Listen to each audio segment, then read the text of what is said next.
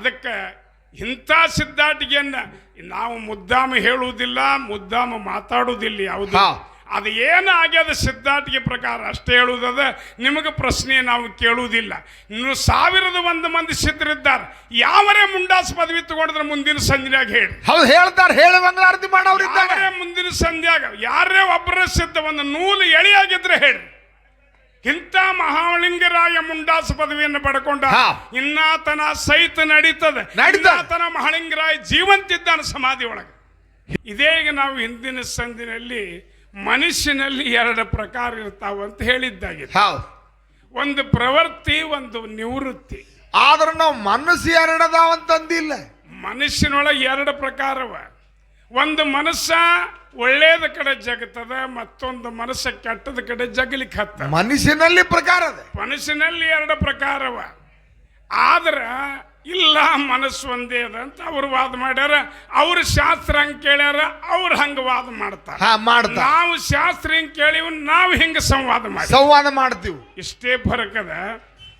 ಈಗ ರಾವಣ ಹಿಂಗ ಮಾಡಿದ, ಸೀತಾ ಮಾಯದ ಚಿಗರಿಯನ್ನು ಬೇಡಿದ್ಲು. ಹೌದು, ಬಂಗಾರದ ವರ್ಣ ಚಿಗರಿ ಬೇಡಿದ್ಲು. ರಾಮ ವನವಾಸಕ್ಕೆ ಹೋಗ್ಬೇಕಾತು. ನಾಳೆ ಪಟ್ಟಾಭಿಷೇಕ ರಾಮಂದಿದ್ರು ಸಹಿತ ಅದು 14 ವರ್ಷ ವನವಾಸ ಆಗಿ ಮುಂದೆ ಹೋಗ್ಯದ. ನಿಮ್ಮ ಪಾಡೇನು ಅಂತ ಇದೇ ಸಹ ಕಲಾವಿದರು ಸಂವಾದ ಮಾಡ್ಯಾರ. ಹೌದು ಹೇಳ್ಯಾರ. ರಾಮ, ಸೀತಾ, ಲಕ್ಷ್ಮಣ ಕೂಡಿ 3 ಮಂದಿ ಕೂಡೇ ವನವಾಸಕ್ಕೆ ಹೋಗ್ಯಾರ. ಹೌದು ಹೋಗ್ಯಾರ. ಶಾಂತಿ ಕುಟೀರ ಹಾಕೊಂಡು ಅಲ್ಲಿ ಕೂತಾರ ಅವರು. ಪ್ರಣಮ ಕುಟೀರದಾಗ. ಆ ಕುಟೀರದಾಗ ಸೀತಾ ಬಂಗಾರದ ಚಿಗರಿಯನ್ನು ಬೇಡ್ಯಾಳ. ರಾಮ ತರ್ಲಿಕ್ಕೆ ಹೋಗ್ಯಾನ. ಲಕ್ಷ್ಮಣ ರೇಖಾ ಹಾಕಿದ್ರು ಸಹಿತ, ಸೀತಾ ಯಾರೇ ಬಂದ್ರು ಸಹಿತ, ತಾಯಿ ನೀ ಯಾರಿಗೆ ಭಿಕ್ಷಾ ನೀಡಬೇಡ ಅಂತ ಲಕ್ಷ್ಮಣ ರೇಖೆ ಹಾಕಿ ಲಕ್ಷ್ಮಣ ಹೇಳ್ತಾನ. ಅವನು ಹೇಳಿ ರಾಮ ಹೋದಿಂದ ಲಕ್ಷ್ಮಣನ ಹೋಗ್ಯಾನ ಅಣ್ಣನ ಹುಡುಕಾಡ್ಲಿಕ್ಕೆ. ಹೌದು ಹೋದ.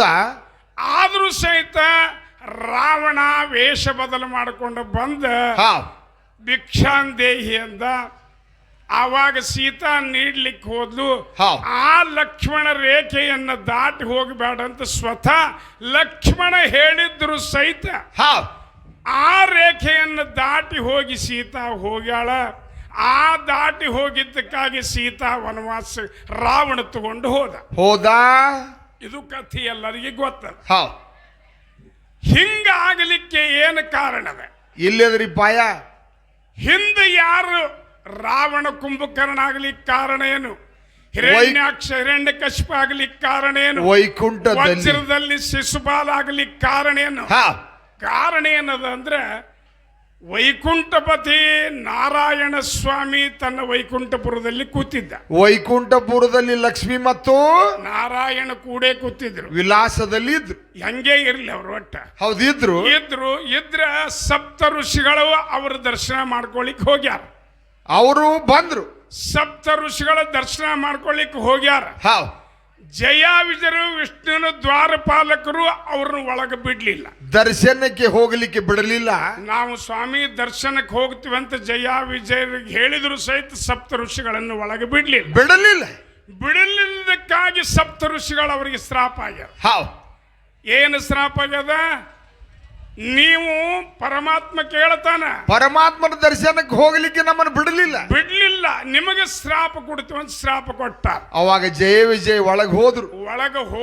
ಹೋದ್ಮೇಲೆ ಪರಮಾತ್ಮ ನಮಗೆ ಶ್ರಾಪ ಆಗ್ಯದ ಹೆಂಗ ಮಾಡೋಣ ಅಂತ ಜಯ ವಿಜಯ ವಿಷ್ಣುನು ದ್ವಾರಪಾಲಕರು ಕೇಳ್ತಾರ. ಅವಾಗ ವಿಷ್ಣು ಪರಮಾತ್ಮ ಹೇಳ್ತಾನ, 6 ಜನ್ಮದಲ್ಲಿ ಮಿತ್ರರಾಗಿ ಬರ್ತಿರೋ ಏನು 3 ಜನ್ಮದಲ್ಲಿ ವೈರಿಯಾಗಿ ಬರ್ತಿರೋ ಅಂತ ಸ್ವತಃ ಪರಮಾತ್ಮ ಕೇಳ್ತಾನ. ಜಯ ಮತ್ತು ವಿಜಯರನ್ನ ಕೇಳ್ತಾನ ಶ್ರಾಪ ಆಗಿದ್ದಕ್ಕಾಗಿ. ಅವಾಗ ಜಯ ಮತ್ತು ವಿಜಯ ಏನಂತಾರೆ? ಜಯ ವಿಜಯರು ಹೇಳಿದ್ರು, ಪರಮಾತ್ಮ ನಮಗೆ ಲಘು ಮುಕ್ತಿ ಬೇಕಾಗ್ಯದ, ನಿನ್ನ ಕೈಯಿಂದ ವೈರಿಯಾಗಿ ಬರ್ತೀವಿ ಅಂತ. 3 ಜನ್ಮದಲ್ಲಿ ವೈರಿ. 6 ಜನ್ಮ ಬೇಡ, ನಮಗೆ ಬಹಳ ದಿನ ಹೋಗ್ತದ. 3 ಜನ್ಮದಾಗ ಮುಕ್ತ ಮಾಡ ಭಗವಂತ ಅಂತ ಹೇಳಿ ಯಾವಾಗ ಬೇಡ್ಕೊಂಡ್ರು ವಿಷ್ಣುನ ಪಾದಕ್ಕೆ ಬಿದ್ರು. ತಥಾಸ್ತು ಒಂದು ಪರಮಾತ್ಮ. 3 ಜನ್ಮ ಯಾವ್ರಿ? ರಾವಣ ಕುಂಭಕರ್ಣ ಹಿರಣ್ಯಕಶ್ಯಪ ಹಿರಣ್ಯಾಕ್ಷ ಹಿರಣ್ಯಾಕ್ಷ ವಜ್ರದಂತ ಶಿಶುಪಾಲ ವಕ್ರದಂತ ಶಿಶುಪಾಲ 3 ಜನ್ಮದಲ್ಲಿ ಇವರು ಬೇಡ್ಕೊಂಡು ಬಂದಾರ ವೈರಿಯಾಗಿ ಜಯ ವಿಜಯರು. ಮತ್ ಬೇಡ್ಕೊಂಡು ಬಂದಾರ ಅಂದ ಬಳಕ ರಾವಣ ಸೀತಾನ ಒಯ್ದೇನು ತಪ್ಪದ್ರಿ? ರಾವಣ ಸೀತಾನ ತಪ್ಪೇನಿಲ್ಲ, ವೈರಿಯಾಗಿ ಬರ್ತೀವಿ ಅಂತ ಹೇಳ್ಯಾರ. ವೈರಿಯಾಗಿ ಬರ್ತೀವಂತೆ ಹೇಳ್ಯಾರ. ರಾಮ ಏನ್ ಮಾಡಿದ? ಅವತಾರ ತೊಟ್ಟು ಬಂದಾನ. ಅವನ್ ಹೊಡಿಬೇಕಾಗ್ಯದ, ಅವನ ರಾವಣನ ಹೊಡಿಬೇಕಾಗ್ಯದ, ಆಗ್ಯದ. ರಾವಣ ಮುಕ್ತ ಆಗಬೇಕಾಗ್ಯದ. ಅಂದಾಗ ಜನ್ಮ ಹೋಗ್ತದ. ಇದೆಲ್ಲ ಸೀತಾಗ ರಾಮಗ ಗೊತ್ತದ. ಸ್ವತಃ ಪರಮಾತ್ಮ ಇದ್ದಾನವ. ನಾನೇ ಇವಾಗ ವರವನ್ನು ತಥಾಸ್ತು ಒಂದಿನ 10 ಅವತಾರಗಳು ಯಾವ? ಮತ್ಸ್ಯ, ಕೂರ್ಮ, ವರಹ, ನರಸಿಂಹ, ವಾಮನ, ಪರಶುರಾಮ, ರಾಮ, ಬೌದ್ಧ, ಕಲಂಕಿ 10 ಅವತಾರಗಳ ವಿಷ್ಣು ಪರಮಾತ್ಮ ತಾಳ್ಯಾನ. ಇದು ಅವಂಗ ಗೊತ್ತದ, ಇದು ಗೊತ್ತದ. ಅದಕ್ಕಾಗಿ ರಾಮಂಗ ಗೊತ್ತಿದ್ರು ಸಹಿತ ಇದನ್ನ ನಾಟಕ ಮಾಡ್ಬೇಕಾಗ್ಯದ. ಇದನ್ನ ನಾಟಕ ಎಲ್ಲರಿಗೆ ಮಾಡಿ ತೋರಿಸಬೇಕಾಗ್ಯದ. ಸೀತಾನ ರಾವಣ ಒಯ್ಯಬೇಕಾಗ್ಯದ. ಆ ರಾಮನಿಂದ ಸಹತನಾಗಬೇಕಾಗ್ಯದ ರಾವಣ. ಇನ್ನೊಬ್ಬ ದಾತ ಅದಾನ್ರಿ, ಇನ್ನೊಬ್ಬ ದಾತ ಅದಾನ. ಇದಕ್ಕೆ ಇನ್ನೊಬ್ಬ ದಾತ ಇದ್ದಾನೆ. ವಾಲ್ಯಕೋಳಿ ಬ್ಯಾಡ, ವಾಲ್ಮೀಕಿ ಋಷಿ ಆದ ಬಳಕ ರಾಮಾಯಣಿ ಬರದ. ವಾಲ್ಮೀಕಿ ಋಷಿ ರಾಮಾಯಣ ಬರ್ದ ರಾಮಾಯಣಿ ಬ್ಯಾರೆ, ತುಳಸಿ ರಾಮಾಯಣಿ ಬ್ಯಾರೆ, ಮಜ್ಜಿ ರಾಮಾಯಣಿ ಬ್ಯಾರೆ. ಇದರಲ್ಲಿ ಪ್ರಕಾರ ವಾಲ್ಮೀಕಿ ಋಷಿ ಬರೆದ ರಾಮಾಯಣಿ ಇದು. ವಾಲ್ಮೀಕಿ ಆಗಿ 60 ವರ್ಷ ತಪಶ್ಚರ್ಯ ಮಾಡಿ ಬರೆದ ಇದು ವಾಲ್ಮೀಕಿ ರಾಮಾಯಣ. ನೋಡ್ರಿ, ರಾಮ ಇನ್ನೂ ಹುಟ್ಟಿಲ್ಲ, ರಾಮಿನ ಹುಟ್ಟಿಲ್ಲ. ಅದಕ್ಕಿಂತ ಮೊದಲೇ ರಾಮಾಯಣ ಬರೆದ ಯಾರು? ವಾಲ್ಮೀಕಿ ಋಷಿ. ವೈಕುಂಠ ಯಾರಿಗೆ ಗೊತ್ತಿಲ್ಲ, ಜಯ ವಿಜಯ ಇಲ್ಲ.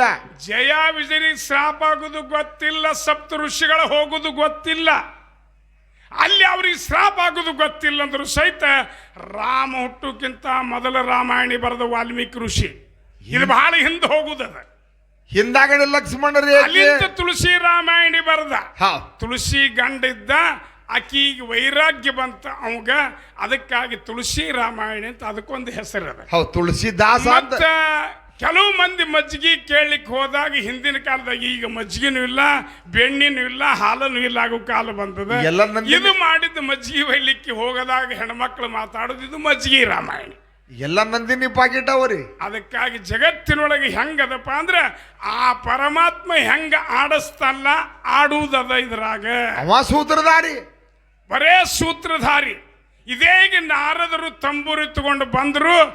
ಅವರು ಜಾಂಬುವಂತರಿಗೆ, ಯಾರಿಗೆ ಕಪಿಗಳಿಗೆ, ಜಾಂಬುವಂತ ಕರಡಿಗಳಿಗೆ ಕೊಡ್ಲಿಲ್ಲ.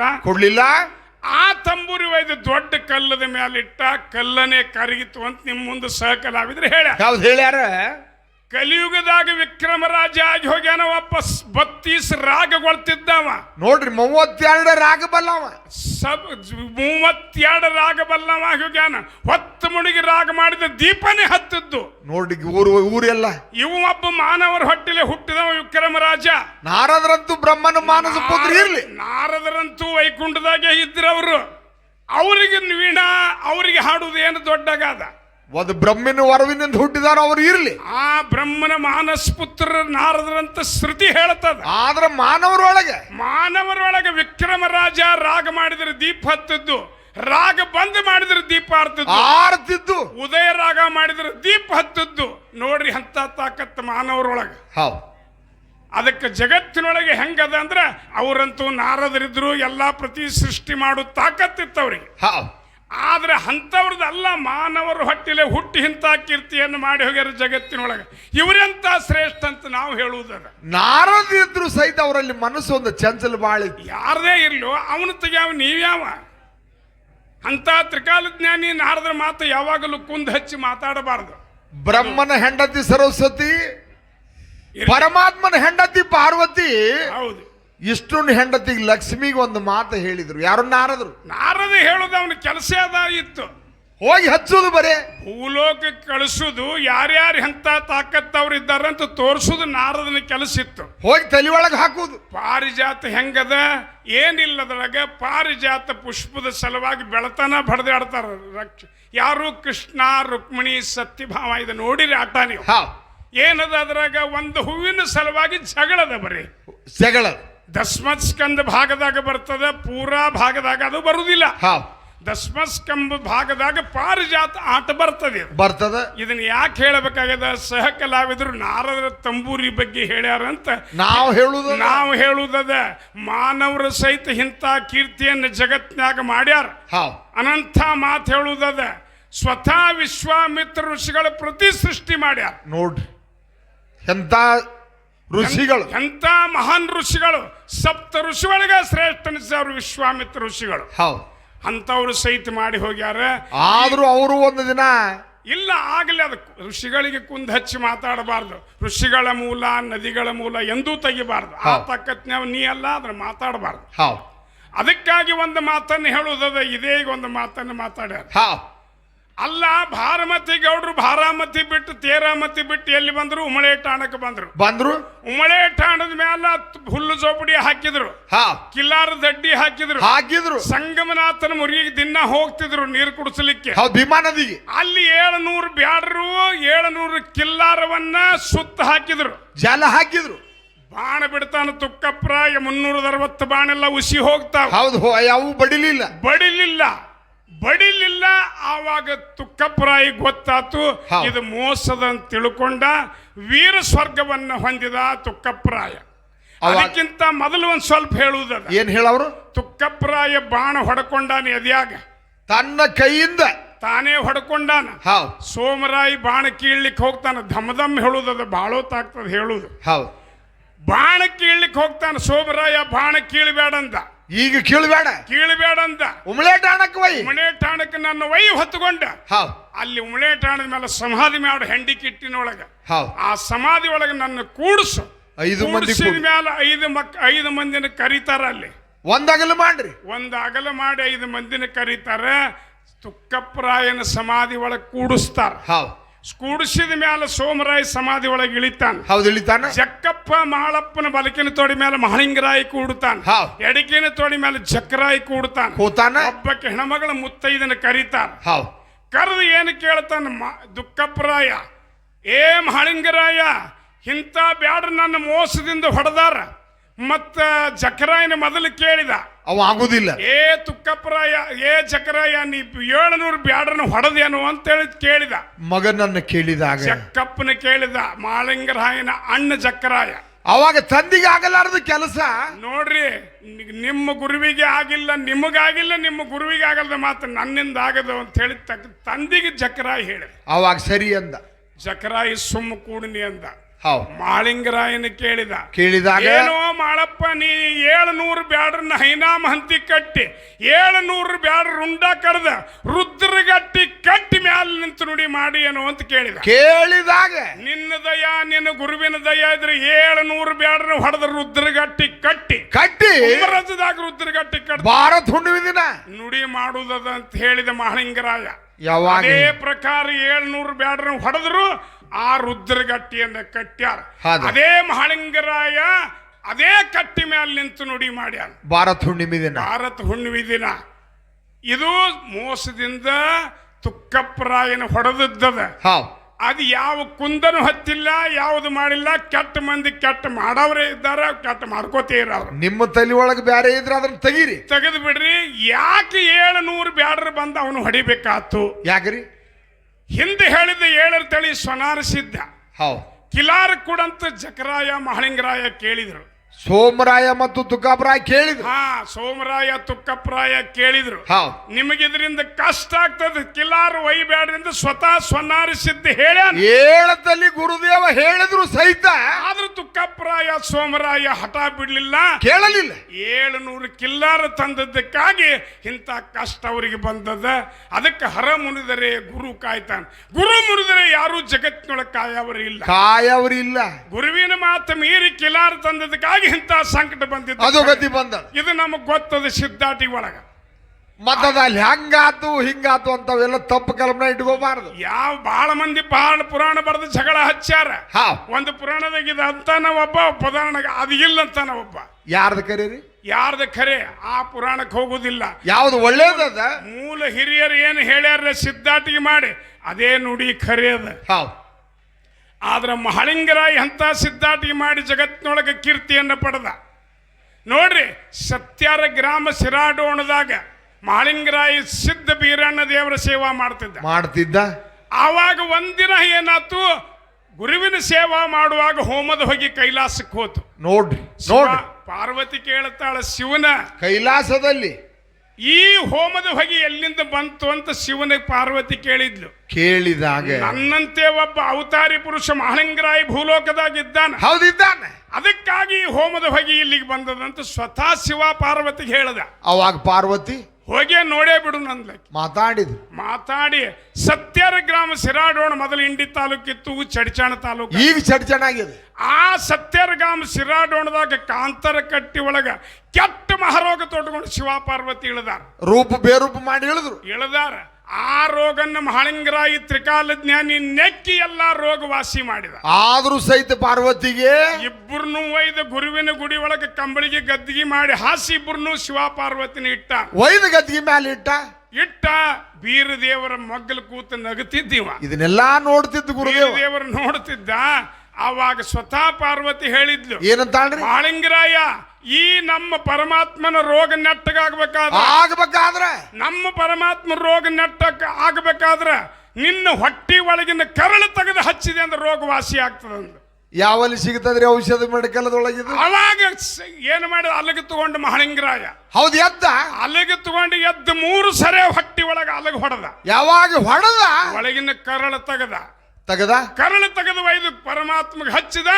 ಆವಾಗ ರೋಗ ವಾಸಿಯಾಗಿ ದಿವ್ಯ ರೂಪ ಧಾರಣ ಮಾಡಿ ನಿಂತ ಪರಮಾತ್ಮ ರೂಪ ತೋರಿಸಿದ. ಆವಾಗ ದಿವ್ಯ ರೂಪ ಅಂದ್ರೇನು, ಶಿವ ಪಾರ್ವತಿ ಯಾವ ರೂಪದ ಆ ರೂಪ ತೋರಿಸಿದ್ರು. ಅವಾಗ ತೋರಿಸಿದ. ಏನು ಬೇಡ್ತಿ ಬೇಡ ಮಹಾಲಿಂಗರಾಯ ಅಂದ. ನಾ ಬೇಡುವುದಿಲ್ಲ ಯಾರಿಗೆ ಅಂದ. ಆವಾಗ ಮಹಾಲಿಂಗರಾಗಿ ಶಿವ ಪಾರ್ವತಿ ಅಭಯವನ್ನು ಕೊಟ್ಟ. ಏನ್ ಕೊಟ್ರು? ಮಾನವರ ಆಚರಿಸುವ ದೀಪಾವಳಿಗೆ ಮುಂಡಾಸ ಪದವಿಯನ್ನು ಕೊಡ್ತಾನೆ ಅಂತ ಹೇಳಿ ಶಿವ ವಚನ ಕೊಟ್ಟ. ಯಾವಾಗ ಆಶೀರ್ವಾದ ಮಾಡಿದ್ರು ಮಾನವರ ಆಚರಿಸುವ ಯಾಕಂತಂದ್ರ ಈ ಸರಿ ಅಧಿಕ ಬಂದದ 1 ತಿಂಗಳ ಮುಂದೆ ದೀಪಾವಳಿ ಮುಂದೆ ಹೋಗ್ತದ. ಆ ದೀಪಾವಳಿ ಮುಂದೆ ಹೋದ್ರು ಸಹಿತ ನಾವೆಲ್ಲರೂ ಆಚರಿಸುವ ದೀಪಾವಳಿಗೆ ಮುಂಡಾಸ ಪದವಿಯನ್ನು ಮಹಾಲಿಂಗರಾಗಿ ಶಿವ ಪಾರ್ವತಿ ಬಂದ್ ಮಾಡ್ತಾರೆ. ಅದೇ ಆಚರಿಸುವ ದೀಪಾವಳಿಗೆ ಮಾಡ್ತಾರ. ಮಾನವರ ಆಚರಿಸುವ ದೀಪಾವಳಿಗೆ ಯಾಕೆ ಹೇಳಬೇಕಾಗ್ಯದಂದ್ರೆ ಏನು, ಜಗತ್ತಿನೊಳಗೆ ಇಂಥ ಸಿದ್ಧಾಟಿಗೆ ಮಾಡಿ ಹೋದ ಮಹಾಲಿಂಗರಾಯ ಎಂದೂ ಕುಂದು ಹಚ್ಚಿಕೊಂಡಿಲ್ಲ. ಅದಕ್ಕೆ ಇಂಥ ಸಿದ್ಧಾಟಿಗೆಯನ್ನ ನಾವು ಮುದ್ದಾಮ ಹೇಳುವುದಿಲ್ಲ, ಮುದ್ದಾಮ ಮಾತಾಡುವುದಿಲ್ಲ. ಯಾವುದು ಅದು ಏನು ಆಗ್ಯದ ಸಿದ್ಧಾಟಿಗೆ ಪ್ರಕಾರ ಅಷ್ಟೇ ಹೇಳುವುದದ. ನಿಮಗೆ ಪ್ರಶ್ನೆ ನಾವು ಕೇಳುವುದಿಲ್ಲ. ಇನ್ನು 1001 ಮಂದಿ ಸಿದ್ಧರಿದ್ದಾರೆ. ಯಾವರೇ ಮುಂಡಾಸ ಪದವಿ ತಗೊಂಡ್ರೆ ಮುಂದಿನ ಸಂಜೆಯಾಗ ಹೇಳ್ತಾರೆ. ಮುಂದಿನ ಸಂಜೆಯಾಗ ಯಾರೇ ಒಬ್ಬರ ಸಿದ್ಧ ಒಂದು ನೂಲು ಎಳೆಯಾಗಿದ್ರೆ ಹೇಳಿ. ಇಂಥ ಮಹಾಲಿಂಗರಾಯ ಮುಂಡಾಸ ಪದವಿಯನ್ನು ಪಡ್ಕೊಂಡ ಇನ್ನಾತನ ಸಹಿತ ನಡೀತದೆ. ಮಹಾಲಿಂಗರಾಯ ಜೀವಂತಿದ್ದಾನೆ ಸಮಾಧಿ ಒಳಗೆ. ಹಿಂಗಂತೀರಿ? ಯಾಕೆ ಹೇಳುದಂದ್ರ, ಈಗ 4 ವರ್ಷದಿಂದ ಅಡಿವಪ್ಪ ಮಾರ ಎದ್ ನಿಂತು ಮಾತು ಹೇಳ್ತಿದ್ದ. ಹುಲಿಜಂತಿಯಾಗಿ ಪಲ್ಲಕ್ಕಿ ಮನೆ ಮುಂದೆ ಹಾಡ್ತಿದ್ದೀವಿ ನಾವು.